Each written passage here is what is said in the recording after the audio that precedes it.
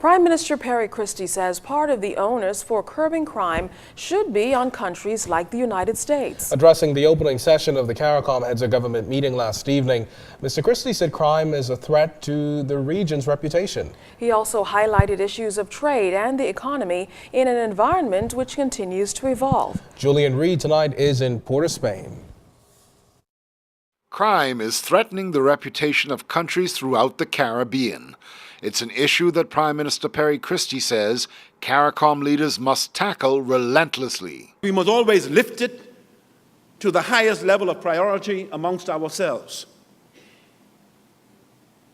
with a view of ensuring that there is no compromise in our efforts to seek the necessary resources and levels of cooperation to minimize the impact, disastrous impact of crime.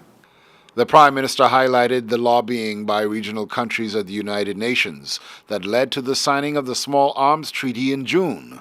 But he urged his colleagues to demand more from developed countries like the United States that have a real stake in ensuring that the region is safe and successful. We must do more to impress upon our friends and neighbors to the north that the stability of our democracies and the stability of our countries are directly connected to the extent to which there can be a greater sharing of strategy, resources, intelligence to the fight against crime. There is no doubt in my mind about that. It does not know any borders, and it impacts the future and security of our country.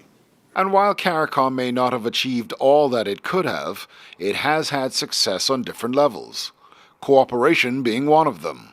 Mr. Christie highlighted some of those entities which have resulted in successful regional cooperation, including UE, PANCAP, CARILEC, and SEDERA.